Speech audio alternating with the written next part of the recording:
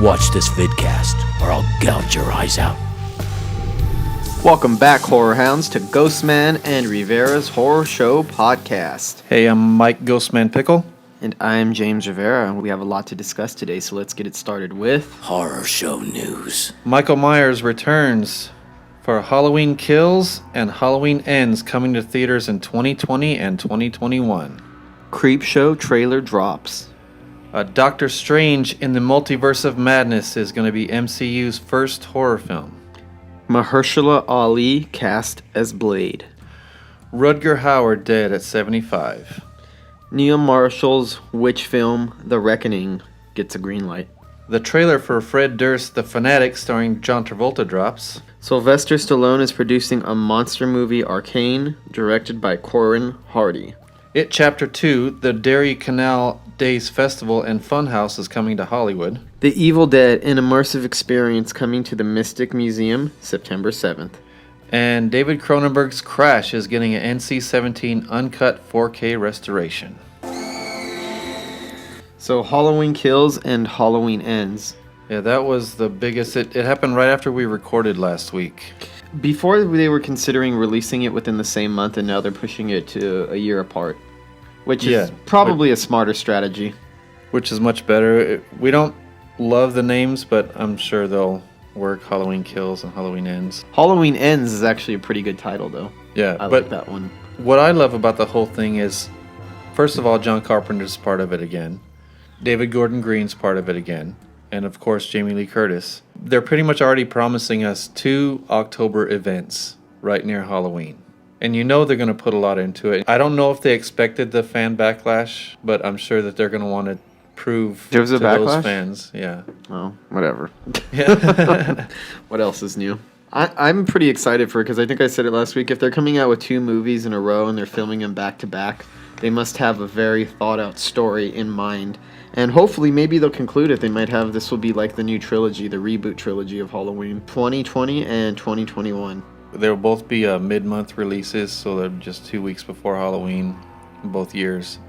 I'm personally excited about that because I don't know about you, but I've noticed that there's not much as far as horror movies in the theaters around Halloween. I see more horror movies released around Christmas time than I do Halloween. And recently, there's been more and more released in the summer. The blockbuster nature. They have more blockbuster appeal now. Dr. Sleep isn't coming out until like a week after Halloween or a week or 2 after Halloween, which is pretty ballsy. But I've noticed this year a lot of things are coming up in September and a lot more things are coming up in October than there usually are in horror. So one of the reasons why horror films don't do great around Halloween is people are always busy doing other shit for Halloween. Except the 2018 Halloween, that actually did phenomenally when they released it around Halloween last year. True, yeah, so that'll change it. Enough time had passed in between for them to build up hype for a new Halloween. How are you not going to go see Halloween around Halloween? Hopefully with the new ones, they'll give us some unexpected twist that we never would have gotten from the franchise before. And this one, a lot of people started criticizing it after we'd seen it, and I kind of see some of the criticisms, but I don't think it's deserved. I'm really excited about these next 2 Halloween films, especially if John Carpenter's involved. The trailer for the new Creepshow series has dropped. This is Greg Nicotero's show. We've been talking about this for a while and reporting on it. And we've been pretty excited because there's a lot of talent involved. You had Tom Savini. He's going to be directing episodes. Greg Nicotero, who obviously learned a lot from being one of the best makeup artists in the world. So we're going to play the trailer for you now that it's here. Creepy looking little dollhouse. Who are you?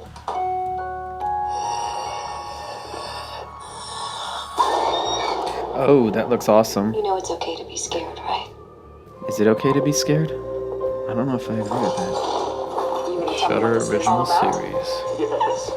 Yes. I'm loving the images in this. They show the comic. Stephen King and George A. Romero.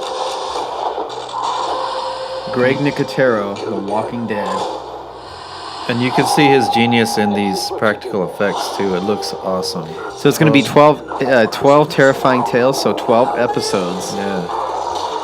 They'll drive you insane. Ooh, Tobin Bell. We got Jigsaw up in here. Got all kinds of creatures and makeup and David Arquette. There's going to be a lot of actors and makeup artists and directors and people associated with the horror genre littered throughout the show, and I bet we're going to get more in the upcoming seasons too. And I see a stop motion monster was really cool. Ooh, they did a comic book like effect right now. It seems to be hewing to the old school way of doing things: animatronics, stop motion.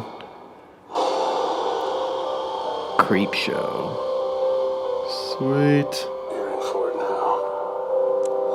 You're in for it now. Supposed to be. Adrienne Barbeau from The Fog. And the original Creep Show. Yeah. Coming September. Oh, man. That one looks even better than I thought it would look. Is this going to be like, what's going to be the release nature of this? Are they going to release one episode a week to stream? Or is it going to be like Netflix where they dump the whole season out and you could just binge right through it right away? Well, I'm assuming it might be a binge type of thing, but Shudder is known for doing the episodic thing like with Joe Bob. They'll release it so people can watch it live together and comment on it on Twitter and stuff. So I don't know if they're going to confine that to just Joe Bob or if they're going to do it with this series as well. I kind of hope that they make this bingeable, because this is the type of thing, if you're up late at night and you want some good stuff to watch and you want to sink yourself into some good horror stories, this is something that you'd want to do. You'd want to binge the whole thing at once. At least I would anyway. It felt very much in the spirit of the original Creep Show.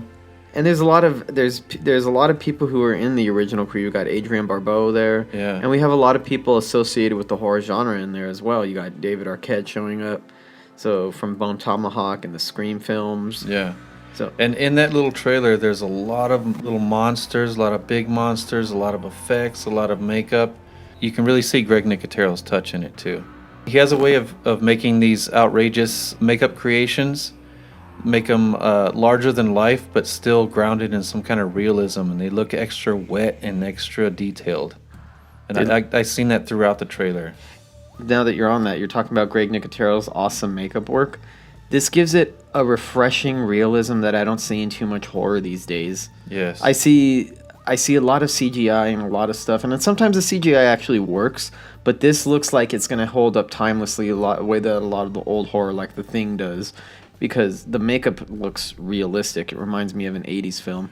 And I was especially excited to see that little monster look like a stop motion type of thing. Yes, do some more of that. Because anytime you see a little monster like that, even if there's practical effects, when it needs to move around, it's almost always CGI. So I'm glad that they're going to do this all practical. And something that's we're not so excited about, but it could be good. The Doctor Strange in the Multiverse of Madness is MCU's first horror film.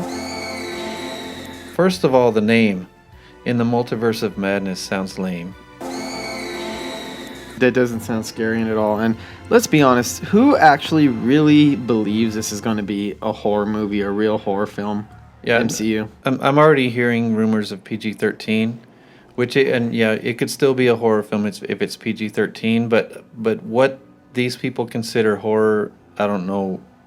I'll be honest with you. I haven't kept up with all of the MCU Marvel films. Doctor Strange is one that I really didn't like. I thought it was bad. I didn't think it was very entertaining. I thought the jokes were corny, and it was kind of stupid and undercut it a lot. There's some good visuals I liked in there, some of the psychedelic imagery, but that movie just was not good for me. Well, and I can't even imagine, as cheesy and as corny as that was, I can't imagine that's making a natural segue into horror. Well, I liked it mostly because of the visuals, and I do like Benedict Cumberbatch, but it's too much wisecracking for that character. I mean, I didn't read Doctor Strange as much as I did Spider-Man or Daredevil, but I read some of it, and it just he doesn't seem like a wisecracking type of character. Maybe a little bit now and then, but not when there's a dire situation and people's lives are at stake. It's too much of it. A lot of it made my eyes roll. Almost at every scene, my eyes were rolling. I thought it was corny. It was trite. It was kind of predictable. And the humor is childish. It's almost like, I don't know, like second grade humor. And it didn't work for me. So, I mean, the director, in all fairness, the director Scott Derrickson did Sinister and The Exorcism of Emily Rose. So he knows how to make a horror movie. The question is, within the confines of what Marvel is, what the MCU is, as much as I like a lot of their stuff, their style is is restrained to almost like a house style. Yeah. In the same way that a television show follows the look and the feel of a pilot. In this case, Iron Man would be the pilot. I don't know how much they're going to let the creativity flow for something that's going to be true horror. The PG-13 rating doesn't help either. I do have faith that Scott Derrickson, if he says it's going to be horror, I have to have faith in him that it's going to be horror, and he won't have too much interference from the studio, because he did do part 1, but he wasn't called upon to do horror. I mean, if he's the director of Sinister and Exorcism of Emily Rose, that's just not just any director saying that he's going to put horror into Doctor Strange. This is someone that's 2 of the greatest horror films in the past 20 years. So if he says it's going to be horror, I believe him. The Exorcism of Emily Rose would be one of the best horror films of the last 20 years. I don't think it's spectacular. I mean, yeah, alone, yeah. But with Sinister, if he did that and Sinister, because Exorcism of Emily Rose is an excellent courtroom drama, and it's also genuinely scary. And it says that the series is going to play up the gothic and the horror. Elizabeth Olsen as Scarlet Witch following her Disney Plus series WandaVision. What? Yeah, I don't know. It's another bad name. And I do like Elizabeth Olsen as that character. She does play a good Scarlet Witch. Yeah, I liked her moment in Endgame when she confronted Thanos and said, "I don't even know who you are." But I don't know that the fact that it's gonna have her that this horror film, as they call it, a horror film, is gonna be following up a Disney Plus series called WandaVision. That just sounds convoluted and vaguely silly. Maybe it's almost like a stigma in my mind because of the Disney Plus. It just sounds cheesy, even though they're trying to elevate themselves almost like a little bit. I don't know. It seems kiddie-ish. Yeah. On another note, this is something of an extension of this news. Mahershala Ali is cast as Blade. I actually think this is a really good choice. Here's the rub with this. This is what I find really bizarre. The announcement of the Blade film and the new Doctor Strange film both came at the same time during Comic-Con, and the one that's being billed as the MCU's first horror film is Doctor Strange and not Blade. The one that actually fits into the world of horror, the one that's right for horror. It's about fucking vampires. Yeah. How is that to me is almost enraging. Like what is the studio going to be doing with the next to Phase 5 of Marvel? Because you got your first horror comic thrown in there, and then you're saying, but no, it's not. It's Doctor Strange is going to be our first horror. So what is Blade? Just a typical superhero movie with vampires, or what are they doing now? If it's going to be Blade, there's a lot of fans of that original Blade series with Wesley Snipes. Yeah, and hardcore, diehard fans. Yeah, they're already pissed that it's not Wesley Snipes. So if it's not a hard R with a lot of blood and a lot of violence, they're going to be pissed. And it's going to be in an MCU film, and this is what makes the news more puzzling. Doctor Strange doesn't fit horror. The story, the way it does, to me, that's just, it's supposed to be a fun superhero film. Blade fits perfectly into that, and if you want to do a good Blade, you can't water it down to the MCU house style. It has to be an R-rated film, like you said. Yeah. But is Disney going to have the balls? Are they going to pull the trigger that their first R-rated MCU movie? I don't know. Well, you do have to change the Doctor Strange story to fit horror a bit, but it won't be that hard because he has access to other dimensions. And but why is that the horror film and not Blade? That almost seems like they're confused about what they're doing now. Well, maybe they've already started filming Doctor Strange, maybe, and they just now announced the casting of Blade. But why aren't they announcing it as any type of horror film, though? It probably would sate a lot of fans if they said it was. If they told fans right off the bat that this isn't going to be PG-13, we're going to do an hard R-rated Blade film, you'd get a lot more positive reaction out of it. As it is, I'm already happy that Mahershala Ali is playing the role. For one, I think he's absolutely fantastic. I loved him in the recent season of True Detective. He's great in Moonlight. He's great in almost everything he's ever been in. Yeah. So, and he has the look for the part. He has the command, the screen presence. They could not have picked a better person to play that role. I'm just worried about what direction the film itself is going to go in.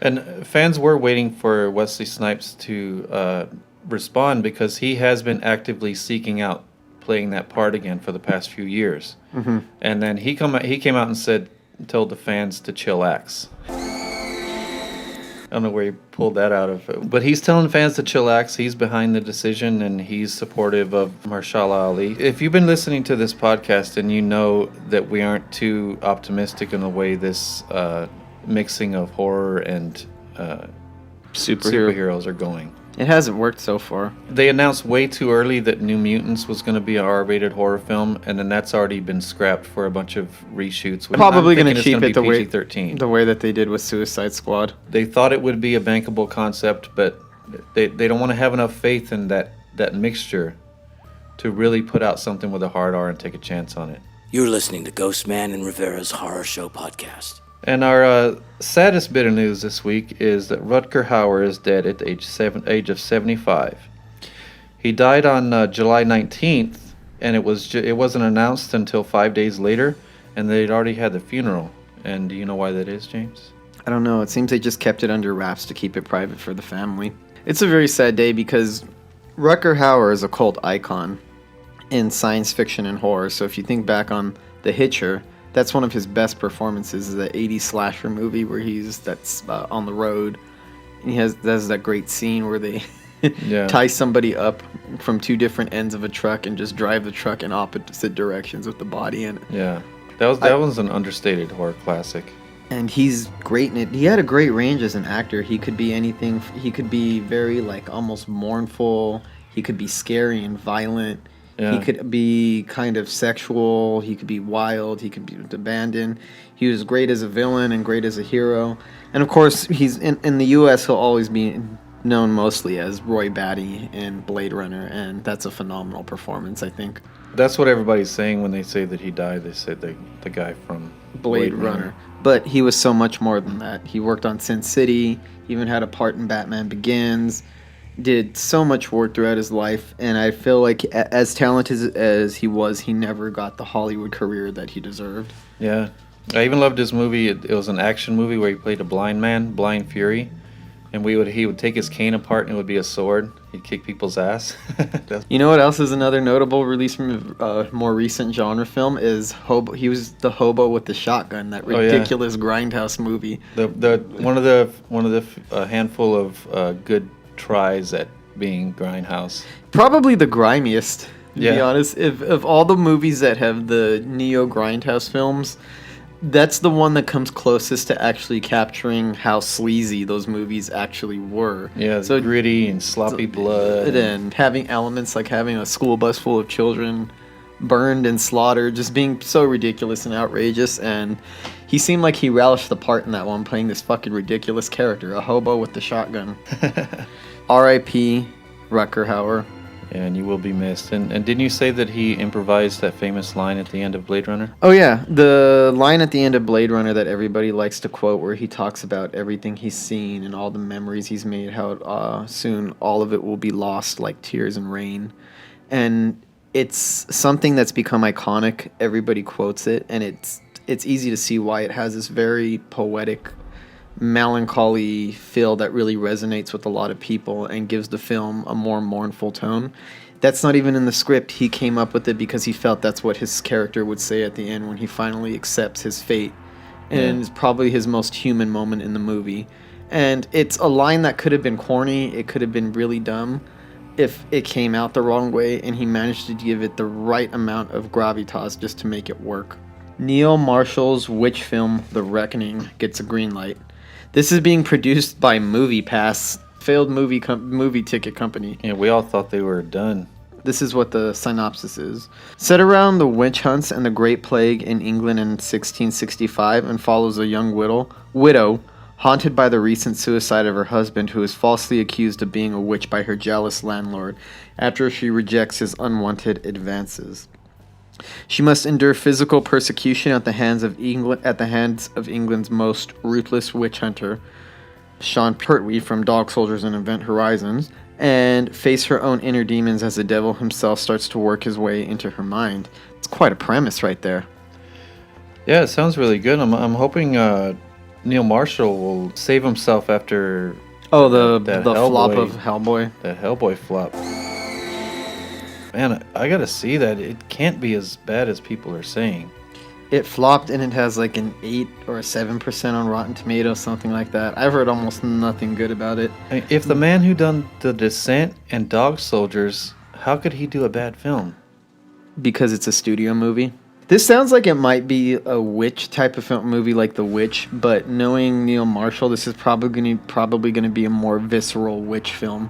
Yeah. Not as classy or as elegant, a little bit more in your face, a little bit more violent. Or at least I hope it is after seeing The Descent. That's kind of what I expect from him. And hopefully he'll want to go back to being a little grittier after doing Hellboy. Trying something. Wait, something wasn't more Hellboy polished. rated R?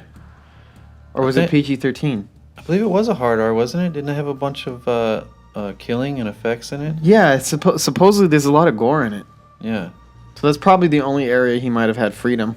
I had zero interest in it, even though I love Neil Marshall, so... A lot of the problem with it is that Guillermo del Toro had so much goodwill towards his Hellboy films, and people really wanted that series to continue. And it didn't help that the look of the new Hellboy looked almost exactly like Ron Perlman's Hellboy in Guillermo del Toro's. Yeah, that So it decision just- didn't make sense to me. Yeah, they didn't really do anything to separate it. Well, because Ron Perlman looks like the character Hellboy in the first place, doesn't he? He Yeah. doesn't need much makeup. In this one, they seem like they modified it so they can make the actor look like what Ron Perlman naturally looks like. Yeah, so that looked cheesy already. This one is going to be an original film, so he's not going to have expectations on it, or he's not going to have to hew to anything from the studio. I mean, to an extent, he's going to have to, but this is not a comic book-based property, so he'll probably have a lot more freedom with this one to do things more his way. And I will give the new Hellboy a chance. So our next item of news is the trailer for Fred Durst Fanatic, starring John Travolta, drops, and it hits theaters and VOD on August 30th. It stars Devon Sawa from Final Destination and Idle Hands, and of course John Travolta as the obsessed fan. And one thing I noticed about the trailer is Devon Sawa is cut. Did you see that guy? Yeah. He's like the dude from The Devil's Candy, the dad from Devil's Candy, where he was a little twerp. Now he's all cut and buff. What I noticed is how John Travolta looked. This wasn't something high on my list of things that I've been anticipating, though I've been aware of it for a while. But I have to admit, the trailer looks better than I thought it would be. Yeah. And John Travolta in particular looks impressive in this. It looks like he's trying to commit to a new type of role, or he's trying to get outside of his comfort zone as an actor. He Yeah. doesn't have that movie star look. He makes himself look like like a weirdo. He looks like some kind of obsessed fan. The facial hair that he grows for it, Yeah. his mannerisms, the way he carries himself about. He looks like a pathetic, lonely person who could potentially stalk somebody Yeah, and get those- too obsessed. Those terrible bangs. Ugh. Yeah. This bangs cut straight across like in a bowl cut. So this is based on, somewhat loosely based on Fred Durst's life, some experience he had with the stalker. Am I correct? Yeah. So And I did laugh and got a little chuckle out of Fred Durst doing a new horror film and trying his hand at horror again. But after watching that trailer, I'm definitely excited to watch it because it kind of shut me up because I was like, that actually looks pretty good. you know how you have to judge it too? If you didn't know that Fred Durst had directed and you just looked at the trailer, you'd just be interested right off the bat. So you shouldn't let who's directing it turn you off if the movie actually turns out to be good. Yeah. And hey, you never know. It might be good because it comes from a personal experience. So Fred Durst might be able to draw something really good from this because it's a horror that he actually had to live through. So Yeah. he can bring some realism to the project. And he seems like he's getting a really committed performance from John Travolta, somebody who I never would have expected to do a horror film with Fred Durst. Yeah, and I don't know about you, but ever since Pulp Fiction, I've always waited for more reinventions of John Travolta each time I see him in something. Because he'll almost be considered a joke for a while when he does movies like that L. Ron Hubbard movie. Oh, the Battlefield Earth? Yeah, Battlefield Earth, and he'll almost become a joke, and then he'll come out with a really good role that'll bring him some respect again, and he starts getting good roles again. So hopefully that'll be another role like that for him because he hasn't been doing a whole lot that was good lately. He was good in that American Crime Story. As Robert Shapiro, the lawyer. Yeah. He seems to be good whenever he tries to really reinvent himself and throw himself into a character and completely alter his looks, which he seems to be doing in this one. He doesn't have that usual charismatic movie star quality that you'd expect from John Travolta. Yeah, and as outrageous as his look is in this, it's believable. The way he for acts, that type of person. Yeah, the way he acts in the trailer, it seems like he's acting like a person who looks like that. It doesn't look like John Travolta in disguise. No, it doesn't. Sylvester Stallone is producing a monster movie, Arcane, to be directed by Corin Hardy, director of The Nun and The Hollow. It'll be a Balboa Productions. Yeah, it's, Sylvester Stallone's company, Balboa Productions. Has Sylvester Stallone ever dabbled in horror before? Not that I can think of. Not and that if I it can was, think of. This Balboa Productions, they're starting to get known as the Blumhouse of action films, which is they try to get young, aspiring talent and cultivate them. And then just make really quality action films out of them. Yeah. But this one's a horror film. Yeah, out of their roster, I think their roster coming up is mostly action films, but this particular one is a horror film.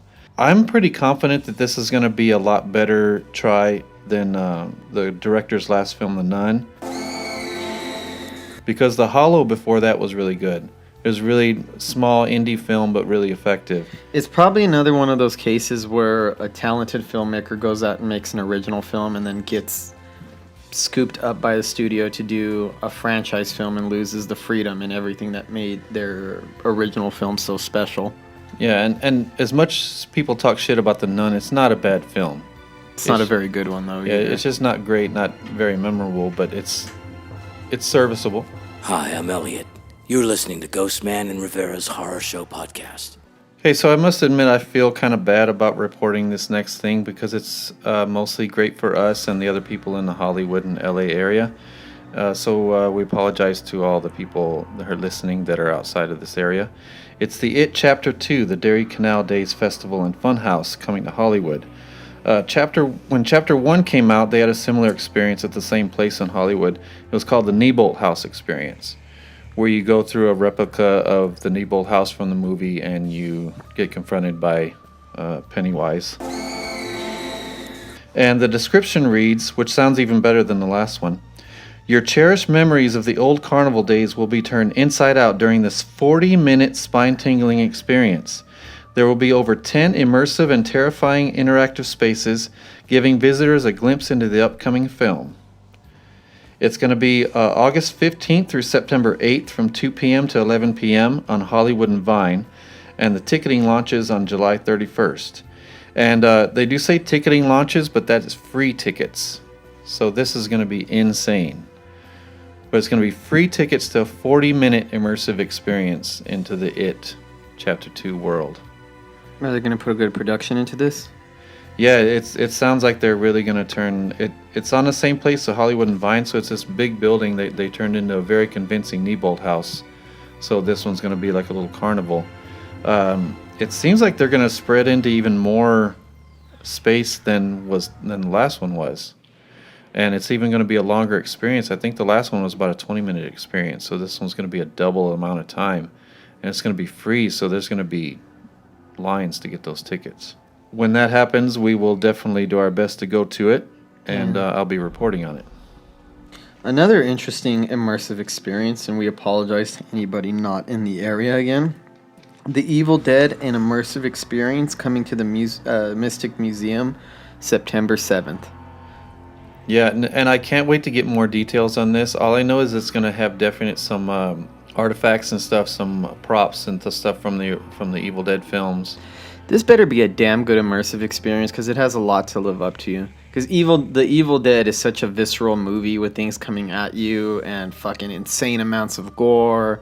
Yeah. And insane voices and wicked line readings and atmosphere and things zooming at you and rushing and objects flying around. So they have to really go all out if you're gonna do a good Evil Dead immersive experience. This is gonna be a challenge for everyone putting this on. Yeah, and this is gonna be at that museum, the Mystic Museum, which is in the back of the Bearded Lady occult shop in Burbank. So it's a cool little space, especially if they spread into the main part of the store. It's not a huge space in the back where the museum is, And it does have the house artifacts and stuff, the stuff that they have.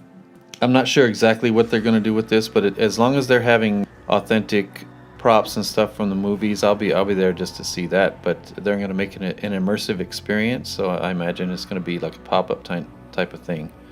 So I just wonder how much, if any, involvement Sam Raimi had in it.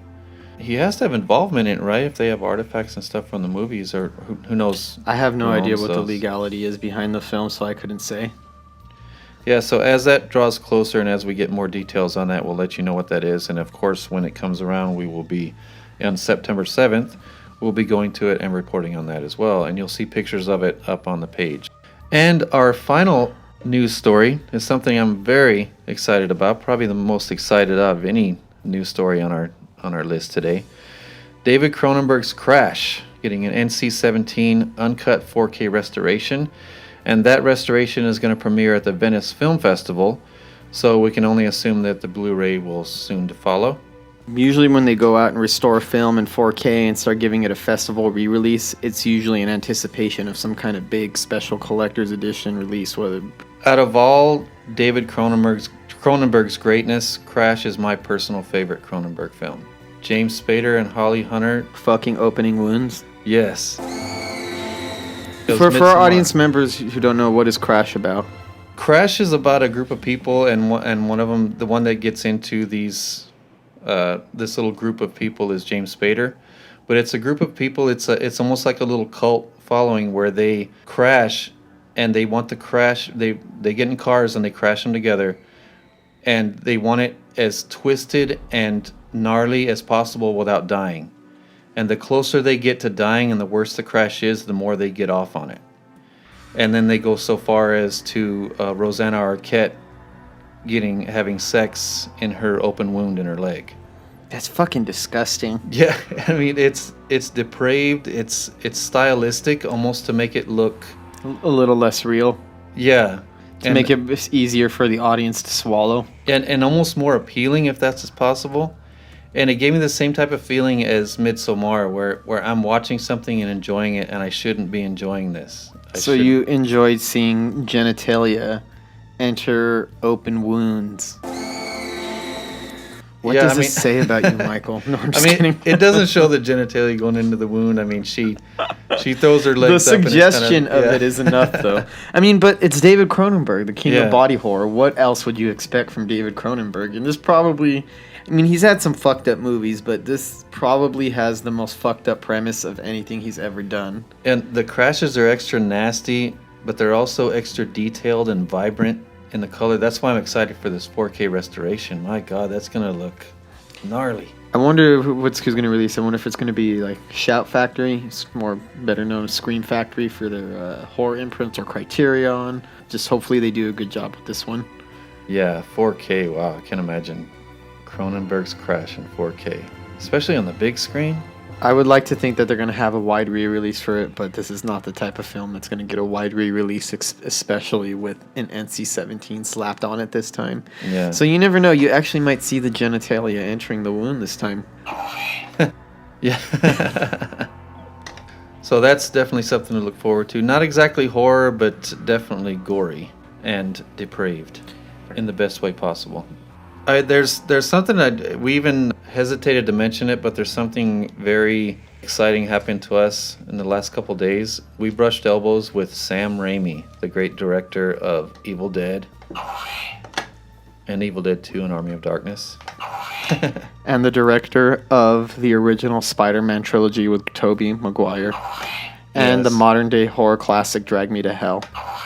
I don't think either one of us have nerded out like that very few times in our lives. As many people as I've interviewed, and as much I'm not the type of person that gets starstruck by somebody or anything, but I didn't even have time to respond to it. I'm not even going to say the context, but we walked right past him, and I just looked at him and was like, thinking to myself, is that fucking Sam Raimi? Just walked by? Yeah. Just walked by, and I'm pretty sure I had a bewildered look on my face, and I just looked at him, and he just looked me in the eyes real quick, gave a small nod, and just went walking by. And if I had time to catch my thoughts, I would have said something to him. But by the time I turned around, he was already being whisked away and everything, and would have been inappropriate to pursue it any further after that point. Yeah, this was an event that was very official, so we couldn't just follow him where he was going, because there were people around that would have run us off.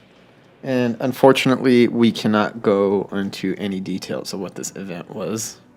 Yeah, but I'm kind of glad I didn't stop him to talk to him, because I would have been starstruck and I wouldn't have known what to say.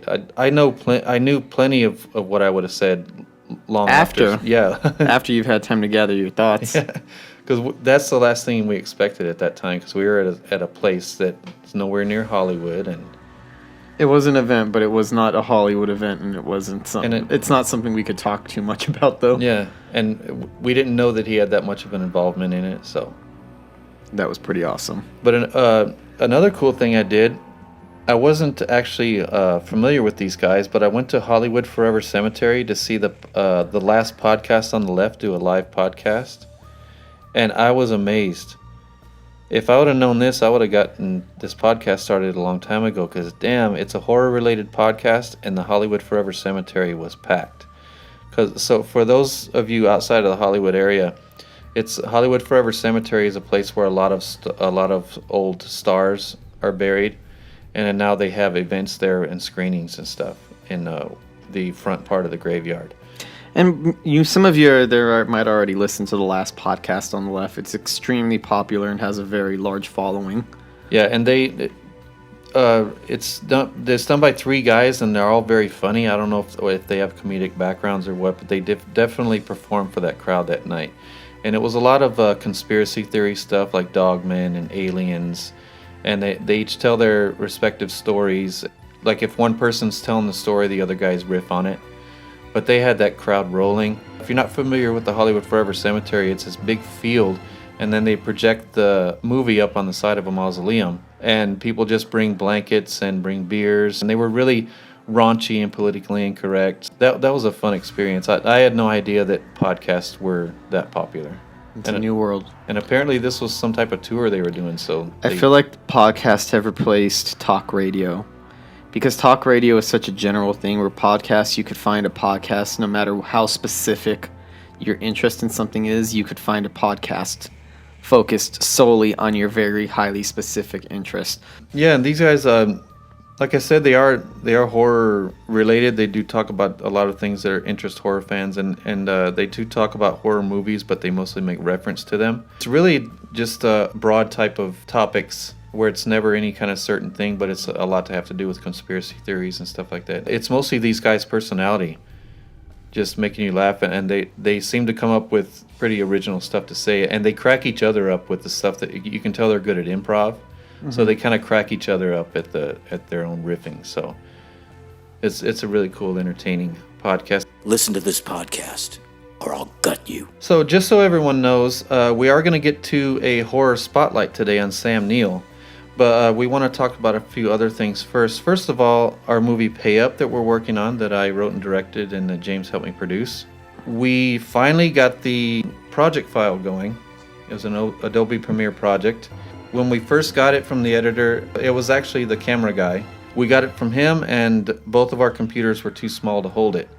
So we had to get with our trusty partner, Joaquin Silva from Gargoyle Media. He helped us out a lot, let us use his laptop, and we got a big chunk out of it. We're around the halfway mark of doing the final cut, so we can send it to the sound designer, who's been waiting quite a long time. She's very excited. I sent her the rough cut, so she's very excited to get started. But she's already sent some ideas. So that is coming along. You guys watch out for that in the near future. It will be going into festivals. First of all, we're going to finish this edit, send it off to the sound designer, and then once it's sent off to the sound designer, that's when we're going to work on the wraparound for the experimental feature, which it will be a part of. Awesome. So watch out for updates on that on our page at Pickles Horror Show on Instagram and Facebook.com/Pickles Horror Show. And speaking of Pickles Horror Show, which is on American Horrors, we're between seasons right now. Our season 2 is coming up September 13th. But we are going to Midsummer Scream, which is a horror convention coming up pretty soon. And we're getting ready for that, so we printed up a bunch of show flyers and business cards, and we're waiting on our t-shirts to come in. And we're thinking about having a little contest here. We had a very small little run of T-shirts that we made. They have the horror show logo on the front, and on the back it says, "Watch this series or I'll gut you, Elliot." So the few that we have left over, we'll probably give away on the page. So watch out for that. And after that, if there's some interest in the shirts, we're going to make some more. And after the logo shirts are out, we're going to start making a full color shirt with Elliot and the rest of us in artwork on the front. So watch out for that. So a lot of cool things happening with Pickle's Horror Show on the American Horrors channel. And a lot of cool things happening on the channel. Everybody check that out. Go to AmericanHorrors.com or look it up on your Roku TV. We have a very special treat for our audience today. Yeah, we usually go into what we watched this week in this point in the show. But we're going to do a horror spotlight on Sam Neill.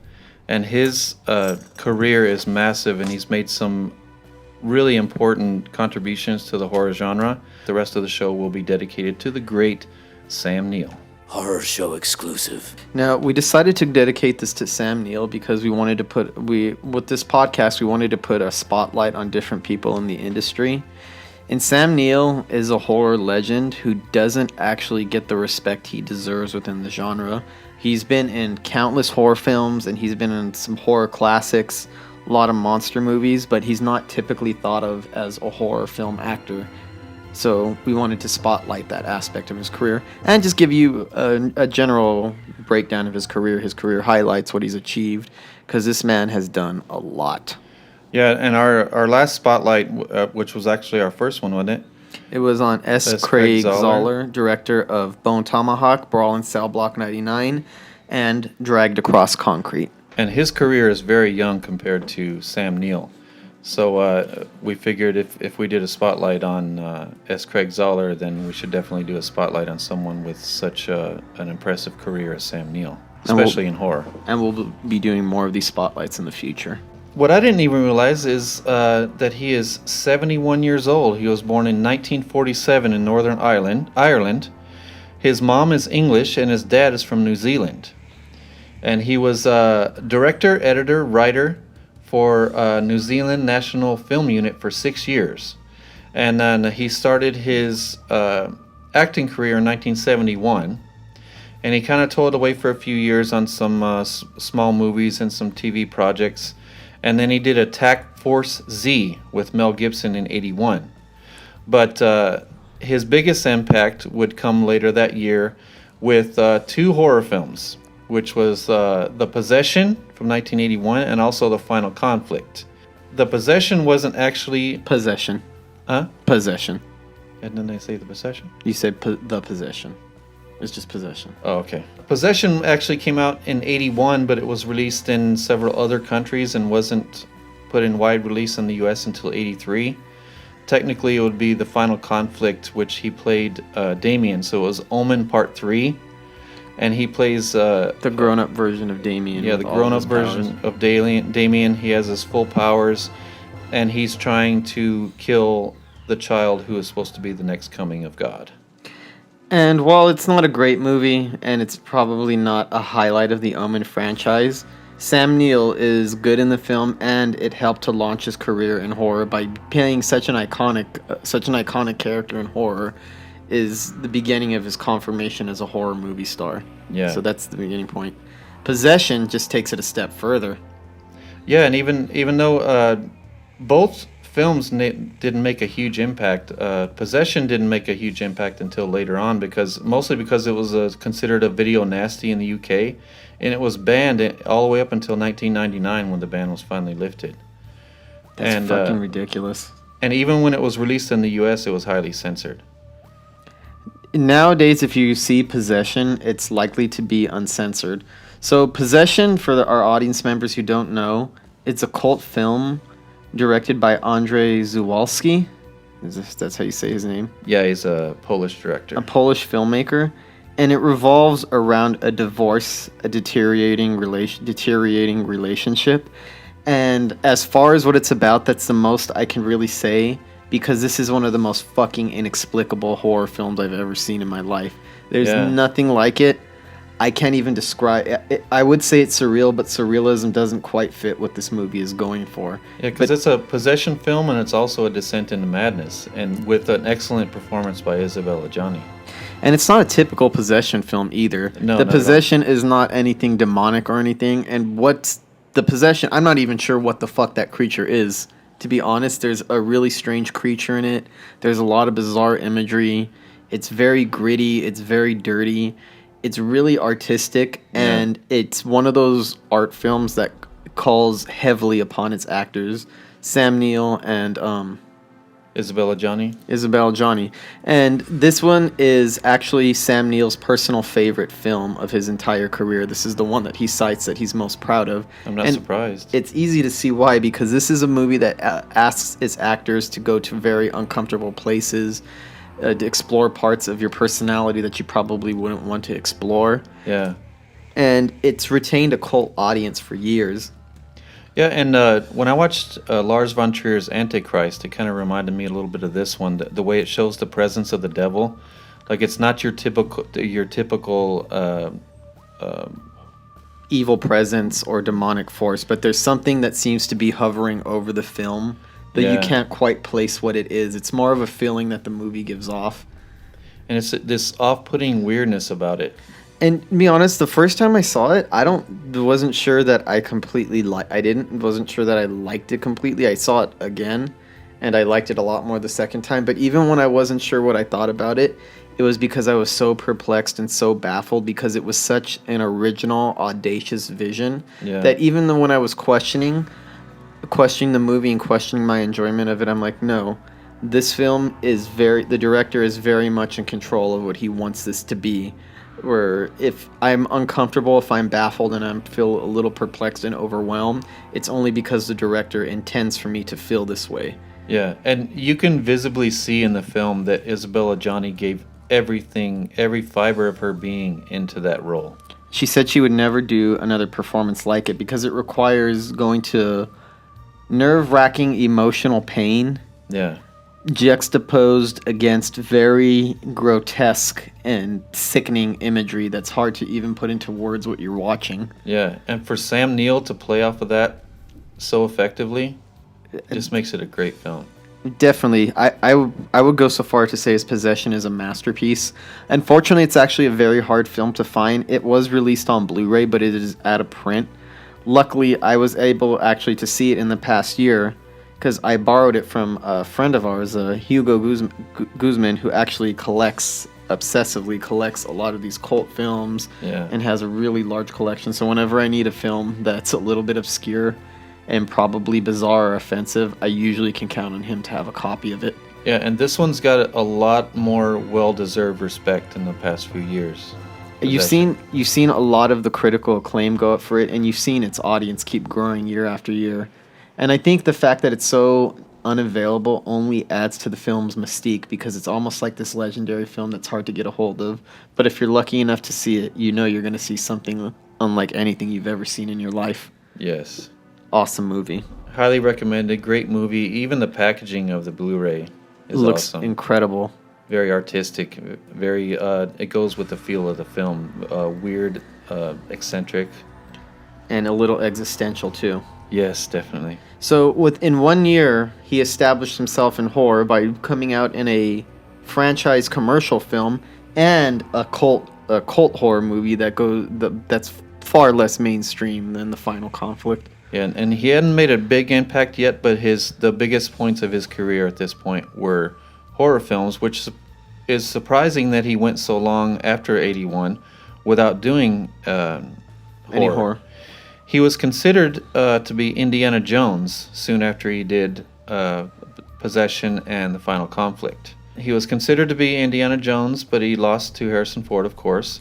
He did some TV, some small thrillers, and then he worked with Meryl Streep a couple times. One of them was Plenty in 1985, and then again in 88, A Cry in the Dark. And then that's when he lost the James Bond role to Timothy Dalton. He was supposed to succeed Roger Moore, so he was almost James Bond and he was almost Indiana Jones. Yep. Alas, he never got to play either one, but I could see why he would have been chosen for those roles. But luckily, just after he lost the James Bond part, he got a part in A Dead Calm in 1989, starring Nicole Kidman and Billy Zane. It was mostly just those three, because Nicole Kidman and Sam Neill, their husband and wife, and they go. They suffer a terrible tragedy, so they go out sailing to get away from everything. So they're out on uncharted waters. What is it with Sam Neill appearing in horror movies with fucked up relationships that are falling apart? I know, He right? shares that in common with possession. Yeah. So they come in contact with Billy Zane, who has bailed off of a sinking ship, apparently. And Billy Zane is from Titanic and Twin Peaks. Yes. And sinister things ensue. So it was an Australian movie with a $10 million budget, directed by Philip Noyce, who also directed Blind Fury that I mentioned, starring Rutger Hauer. And he also did movies like Patriot Games and movies like that. Dead Calm wasn't that big in the US, but it was in Australia and New Zealand. He also met his wife, Noriko. She was the makeup artist on Dead Calm. So that's where Sam Neill met her. That's awesome. When asked about Dead Calm, Sam Neill says, that was fantastically good fun, actually. Although quite a lot of the time we were seasick and cold and wet and stuff like that. It was a very interesting film to do, as there were only 3 characters, but it works very well. And it built quite a few careers. For director Philip Noyce, it launched him into big action films. And there's this Australian actress called Nicole Kidman in it, who you might heard of. Oh, yeah. Nicole Kidman is one of our best actresses, and she's never stopped working. And So she's always in challenging films. So still not a huge impact, but he did make a little splash in Dead Calm with Nicole Kidman. And that is another one that saw more life later on as it became considered a classic. But it wasn't wildly popular at the time. But it's well deserved that it has some popularity now. And after that, he did some more movies like Hunt for Red October. He did some comedies. In 91, he was appointed Officer of the Order of the British Empire for his achievements in acting. He was in a great little drama called The Piano, if you remember that one, in 93. with That's a Adrian great Brody. film. And then... No, you're thinking of The Pianist. The Piano is another Piano film. is the one with Harvey Keitel. Yes. Yes. And then right after that, he lost the James Bond role again, this time to Pierce Brosnan. Twice Yeah. rejected for a Bond film.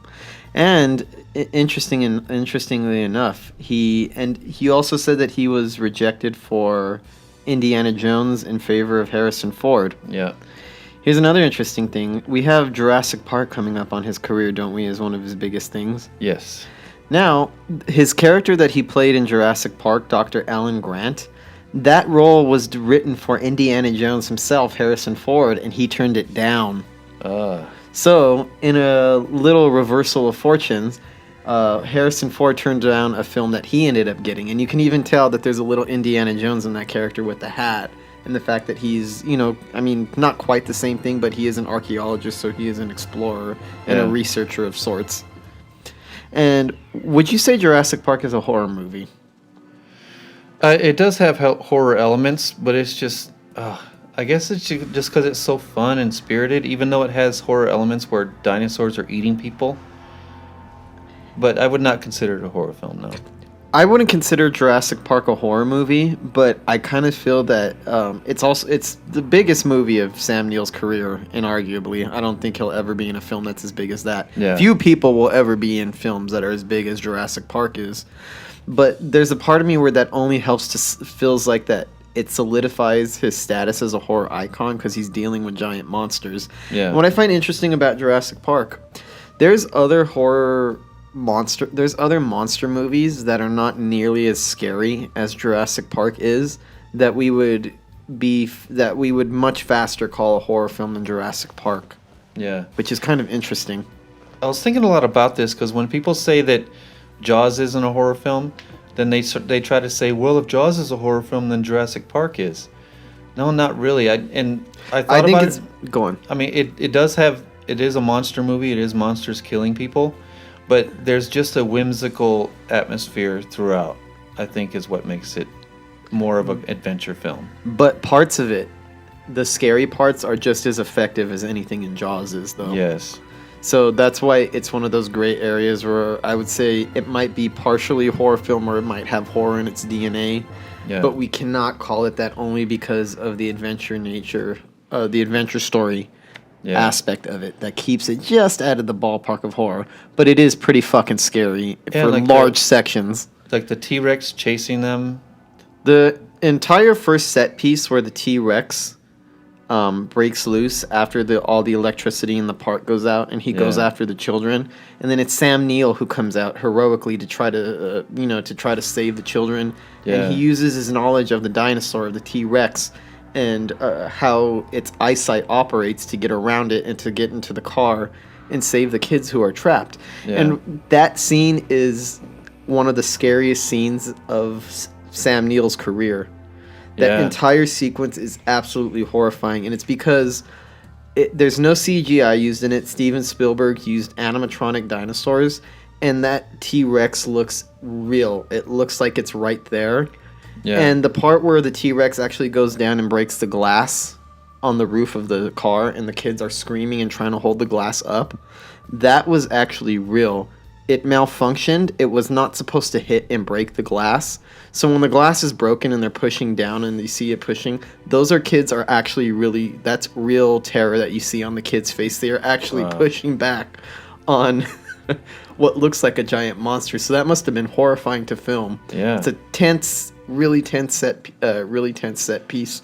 And it's what makes Sam Neill the hero of that movie, Dr. Alan Grant. And when their vehicle gets stuck up in the tree and everything, he's very endearing with the children, even though he doesn't seem to like children at the beginning of the film. Very reluctant to connect with him. He's very annoyed by him. So that was the biggest film of Sam Neill's career. While not a horror film, it's arguably one of his scariest movies he's ever been in. And soon after that, he had a highlight in his career. What I consider a highlight, and what he does too, is he played a character in The Simpsons. Malloy? Yeah, it was...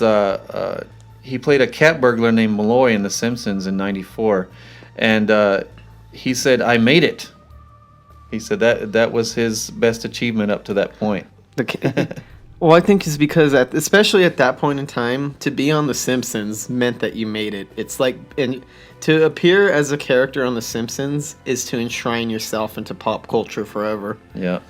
So I can see why that would be such a big highlight of his career. He was really soaring in popularity around this time, especially after Jurassic Park, and he did the movie Sirens. That was really good, and he was up for another big role in Die Hard as the villain, but Alan Rickman beat him out, so he was beat for another big role. But it's a good thing for horror fans that he was beat on that role, because he followed that up with In the Mouth of Madness in 1994, which we've talked about at length. This is probably my favorite horror film that Sam Neill has appeared in. Yeah, me too, yeah. I would have to say that this one is my absolute favorite. And we talked about it a lot, but we have to go into it again. It's one of John Carpenter's best achievements of his career, and it's probably his most absurd and surreal movie, the one that has the one that is the hardest to pin down. Yes. And the atmosphere of it is wild, and it's a very unpredictable film that seems like it's always going off the rails. Yeah. And it requires a certain type of performer to be able to keep up with all the insanity around them. And if you would have had a lesser performer in Sam Neill, they could have been swallowed up by the entire atmosphere of the movie and all the crazy going-ons. But he manages to keep his head above and to feel at level with this insanity that's surrounding him. Yeah, it's atmospheric, it's visual, it's dramatic. It's got everything. It's a monster movie. There's little monsters running around attacking, and it's about where a writer named Sutter Kane. Yeah, and Sam Neill's investigating this, where his books have affected people and made him murderous, and he's supposed to be in the world of the film. He's a more popular writer than Stephen King. Yeah, and when people read his work, they become mad. They jump into the mouth of madness and become psychotic. They kill. So he just investigates, and he just goes down a complete rabbit hole where for a long periods of time when you're watching the film, you have a hard time knowing if what you're seeing is reality or if what you're seeing is in the characters' heads, or if it's some kind of magical or something mystical happening. And I don't think the movie ever clarifies at any point what exactly is going on. And I think that's what makes it such an effective horror movie, is that you feel off balance the entire time, like you're caught up in a nightmare. It flows with nightmare logic. Yeah, it gets increasingly weirder and weirder, and it gets increasingly apparent that it's supernatural and it's something real that's permeating this town, Hobbs End. Sam Neill plays an insurance investigator who goes to this town, and Hobbs End was awesome. The whole set piece, the people in the town, especially that old lady. Doesn't even that sound like a Stephen King location, Hobbs End? I'm sure that was intentional. And Sutter Kane was obviously based on Stephen King, even though there's a lot of H.P. Lovecraft direct influences, like direct like names of his stories and things like that, were the Sutter Kane books. So it's like a mixture of those two famous authors. It also has probably, and it's because of Sam Neill's line delivery, it has, for me, one of the funniest moments I've ever seen in a horror film. There's a part where he's driving down when he's investigating, but he's driving down the street late at night with this woman who's kind of his sleuth. They're sleuthing around together and trying to investigate, and they accidentally hit this midget-like creature on a bicycle, and they send it flying. And of course, they get out and they jump out the car. And when the woman goes to check on the person that they've hit, they just get back on their bike and just drive off. And Sam Neill just walks up and says, "Oh, Cash," like, "Oh, is he okay?" And they just go about their business. I don't know why, but when I saw that, I could not stop laughing. The casual line reading, like, "Oh, he must have just made a boo-boo. We just made a boo-boo. We barely hit him." Like, he went fucking flying. Yeah. And he just got off and rode off. And then you acted like, "Oh, no big deal," right after that. And that scene kills me. That attitude towards it kind of makes it more surreal. Like, is this real? What am I watching? It's up there with David Lynch as far as creating a nightmare atmosphere that digs into your subconscious mind. And it's the only time I think John Carpenter ever experimented with that type of horror film, isn't it? I believe so. He's never done anything. He never did anything before that like that, or since then he's never done anything like that. Yeah, and it was highly effective, and actually with the help of Sam Neill, who had some directing experience himself, he suggested, that hotel that he stays in Hobbs End? Yeah. I don't know if you noticed, but there's a lot of shots from the ceiling looking down at the characters, and that was a suggestion of Sam Neill. He suggested to the great John Carpenter that all the scenes in the hotel should be filmed from above to give it that extra feeling of being watched over, or make it even more off kilter, and it works pretty well. John Carpenter, I mean, from interviews and what I've seen of him and what I've read in interviews, he seems to be a very collaborative filmmaker, where he likes to consult with everybody, and whoever has the best idea, that's the idea we're going with. So he doesn't have that type of ego where he's like, "No, this is how I do it. This is my vision." He's open to those types of suggestions, and I think it's awesome that Sam Neill was able to make such this type of contribution to that film. Yeah, and a little tidbit of information about that. There was a part where a hand reaches through glass next to Sam Neill's head and grabs him, and fake glass cut his neck in that scene. So he actually bled for that movie. Really? Yeah. That was fake glass, though. Yeah. The fake glass, I guess, was still sharp enough to cut his neck. Ooh, that's dedication. Again, one of John Carpenter's best films, and another John Carpenter film and another Sam Neill horror film that was poorly received by the public. It was kind of a flop. You know what's interesting? He seems to have ballsy... He does horror movies, but he does some of the most ballsy, audacious horror films that you could think of. They're not typical horror films, because if you pair up Possession with In the Mouth of Madness, you're going to get a hell of a horror double feature. You're going to see horror films that are unlike anything else that you've ever seen before, that have an atmosphere that no other film possesses, that give you a feeling that no other horror films do. Those movies stand alone in the horror genre as amongst the most unique contributions the genre has ever seen. definitely. So a definite highlight in Sam Neill's career and in John Carpenter's career as well. Yes. And he followed that up with, he toiled around in other movies like that, like a little movie you might have heard of called The Jungle Book. A little movie called The Jungle Book? He was just messing around with all these other genres, like Restoration with Meg Ryan. He did that TV movie In Cold Blood. And he was actually considered for Doctor Who in '96. So he was rejected for Doctor Who, Indiana Jones, and James Bond twice. Yep, he was supposed to be the 8th Doctor. Damn. So from 1994 till 1997, he was in horror again. And he did 2 movies in 1997. The first one was Snow White, A Tale of Terror, which I haven't seen. It's starring Sigourney Weaver. I was never really interested in this, but after reading up on it for today's podcast, I do want to check it out because it's supposed to be a closer adaptation to the actual grim fairy tale of Snow White. So that's what makes it a horror film. So I definitely want to check that out. It's supposed to be good, so... But I imagine it got overshadowed by his other horror film of that year, am I correct? Yes, which was Event Horizon. Another big highlight, especially in the horror career of Sam Neill.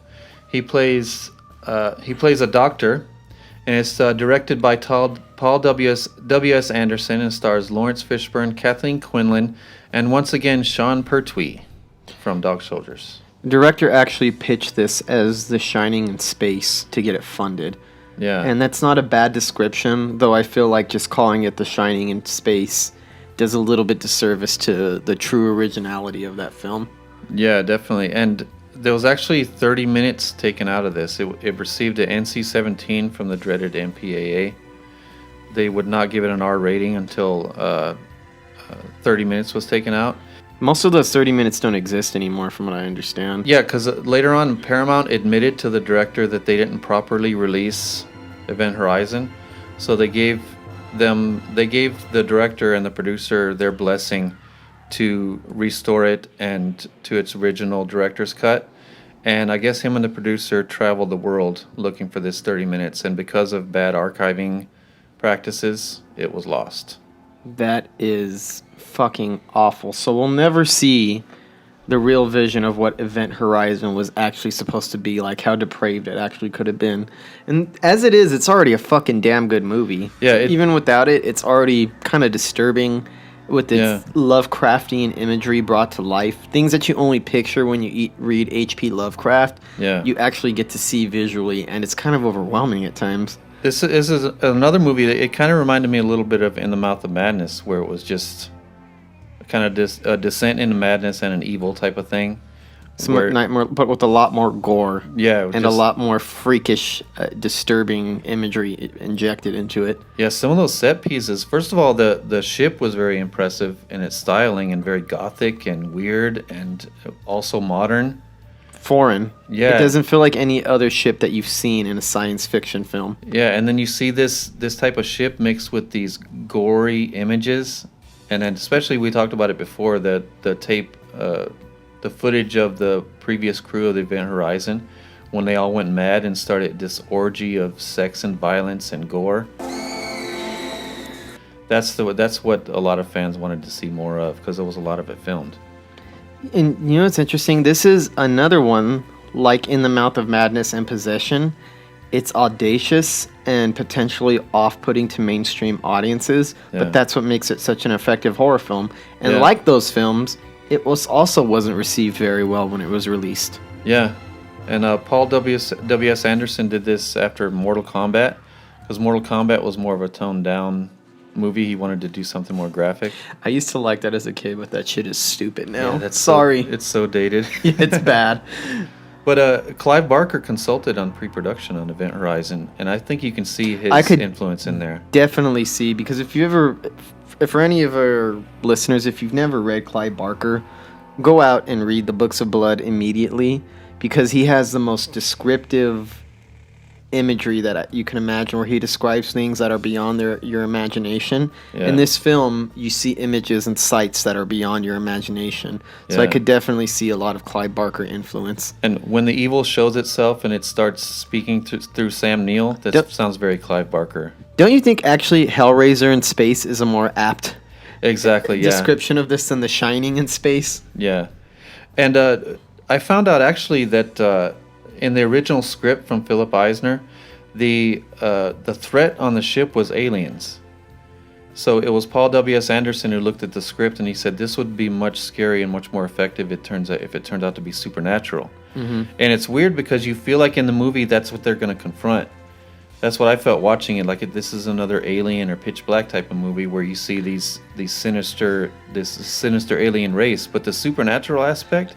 But that makes it even scarier because Yeah. this is not the supernatural that we're used to. This is not the supernatural, worldly supernatural. This is what supernatural is to aliens. This Yeah. is alien supernatural. So it adds like an extra layer of horror to it Yeah. because supernatural events are already inexplicable and terrifying enough, but applying them to extraterrestrial life only puts an extra layer of horror to the entire proceedings, and it makes it something that seems like it would be harder to confront or to deal with. How would you deal with the supernatural aliens? Yeah. And the atmosphere and what you see on screen is already deeply horror. And then you feel something permeating there there's more evil there that you can't see. And that's where you let your imagination run wild and you can just you can better understand the depths of evil that runs through this film. And I think it's in the writing and in the directing too. And of course the performance by especially Sam Neill. Sam Neill, especially by the end of that film, he looks fucking insane. Yes, like that he's just makeup. lost at that look on his face too that he Yeah. gives. Always gives me the creeps. That's what reminded me of, like the end of In the Mouth of Madness. He would just wide-eyed grin, even though he couldn't be wide-eyed at the end of Event Horizon because his eyes were sewed shut. But that's what I like about him as a horror actor, because he's done some more typical horror films, but the biggest standout horror films of his career are horror films that are beyond the pale, ones that the type that you rarely ever get seen. Yes. His most known horror are not like Jason's or Friday the 13th or Halloween, and no slam on those because I love those films, but they're very unique horror movies that don't follow any sort of formula that you've ever seen. Especially those two in particular, and going all the way back to Possession. Yeah. Just wow, this guy's career. And just movies that stand out as just not just another horror movie. There's very memorable ones that stand the test of time for various reasons. Yes. Even the movie, Event Horizon, which is directed by someone who doesn't do a lot of horror movies. He done Resident Evil, which is a kind of a poor excuse for a horror movie. It's more of an action film. Yeah, it's more on the lines of Mortal Kombat than it is Event Horizon. But this was by far the best work from that director, and definitely the scariest thing he ever did. So sadly, after '97, he ventured away from horror for a while. Sam Neill did. He did Merlin and got some Golden Globe nominations, Emmy nominations and stuff, I believe, too, for that. He did the little movie called Horse Whisperer, which was big back in the day. Bicentennial Man with the great Robin Williams. And during this time too, he also directed a made-for-TV movie called Brush Off in 2004. Okay. And tried his hand at more directing. Mm-hmm. Sadly, not in the horror genre. Most of his directing actually comes down to documentaries. I just want to list a few for the audience. He's done a couple short documentaries there's a couple short documentaries that he did in the 70s. One is called Four Shifts on Architecture from 1974, and Flare, a ski trip documentary from 1977, and Surf Sail from 1978. Those are all short documentaries, and he had two full-length documentaries, one called The Road with Red Mike from 1977, Architect Athfield from 1977, and Cinema of Unease, a personal journey by Sam Neill from 1995. So he's actually a pretty established documentarian. Which is why he had enough experience to be able to give the great John Carpenter some pointers to make In the Mouth of Madness even better. This is interesting, though, because most of his directing experience isn't with narrative films. It's not with feature-length narrative films. It's for nonfiction. Yeah. So, after Bicentennial Man, he did Jurassic Park 3, which wasn't that great. He did some more comedies, some more miniseries. He did a lot of TV throughout his career. And then he was considered for Doc Ock in 2004's Spider-Man 2. So he lost out on another big role. Damn. Sam Neill seems like, other than Jurassic Park, it seems like he came close to so many big franchise parts that never quite made it, but he seemed like he was always on the verge of it. And he would have, I mean, I don't regret it because I love Alfred Molina as Doc Ock, and I think he did a great job. And I actually can't imagine anybody else in that role at this point. But Sam Neill would have given us a really good Doc Ock if given the chance. Yeah, Sam Neill in the hands of Sam Raimi, that would have been awesome. Yes. But like you said, Alfred Molina.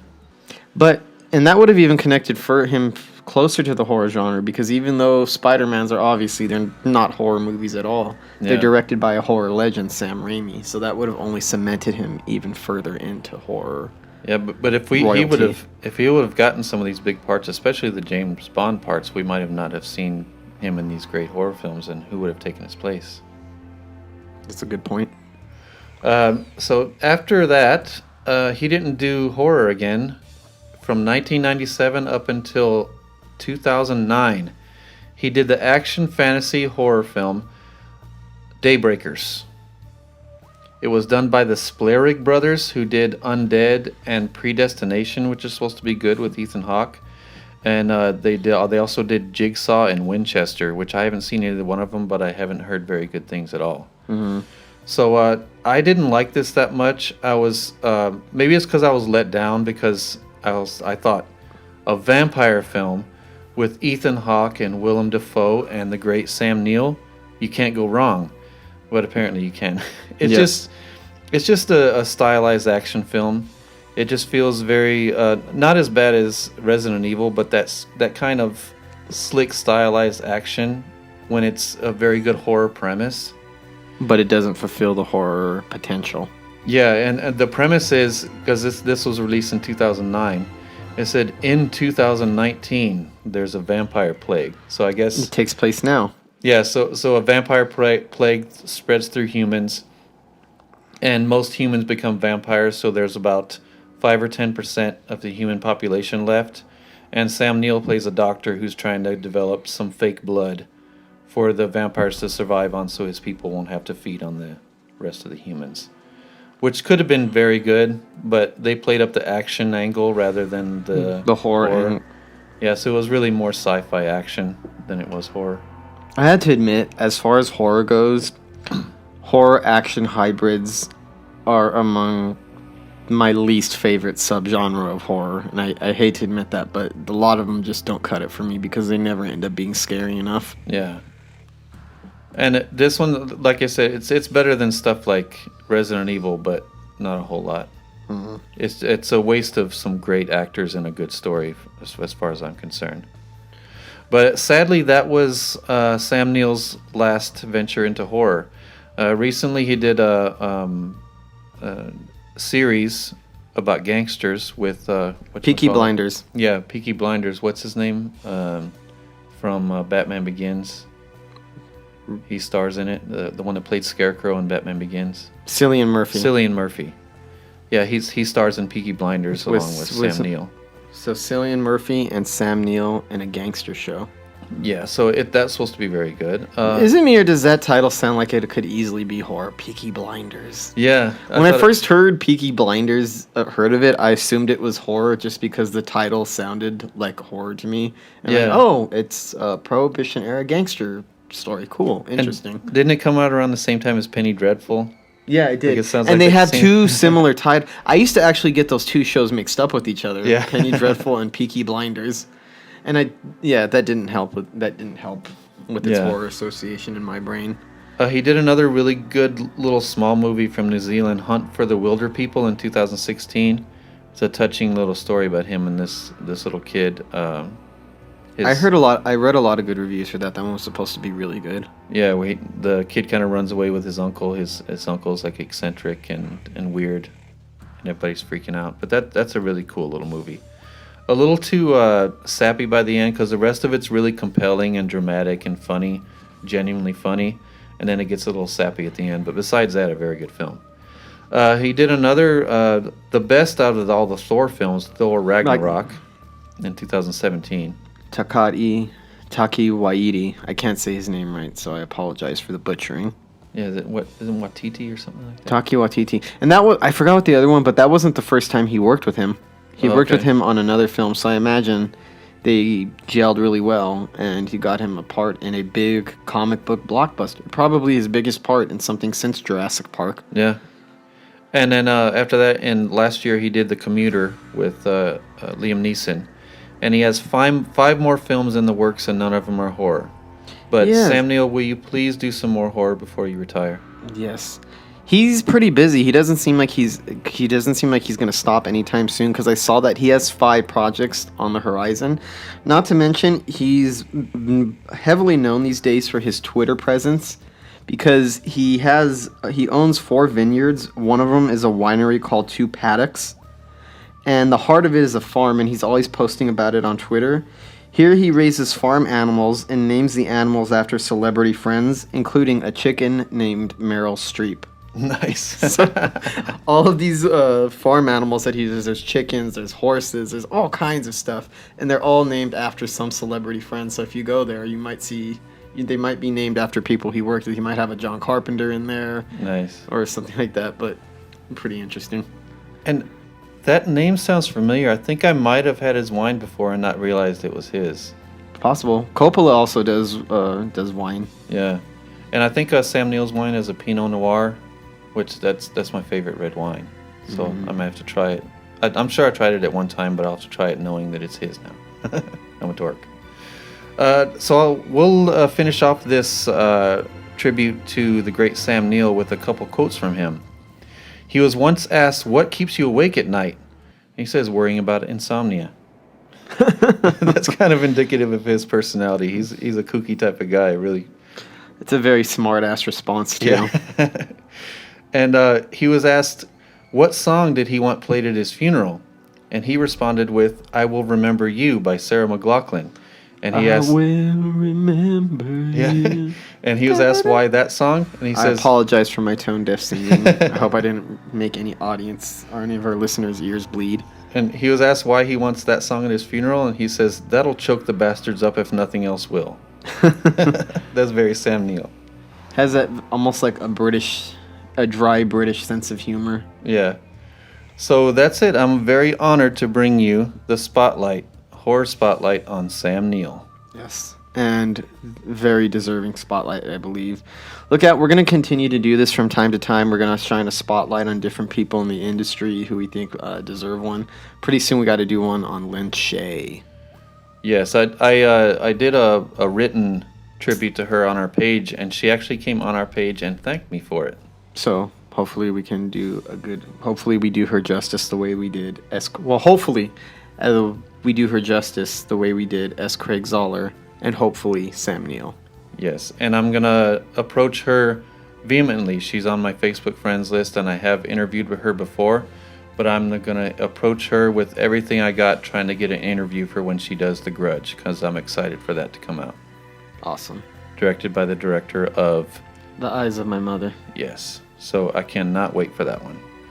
So I believe that's it, and again, like we said, stay tuned next week when we will do Horror To Be Roulette, and we'll let you know all the stuff that we've watched last week and this coming week. And look for more details on Season 2 of Pickle's Horror Show coming up on American Horrors, and that's going to be on Friday the 13th in September. We got a lot of cool surprises coming up in Season 2, so stick around.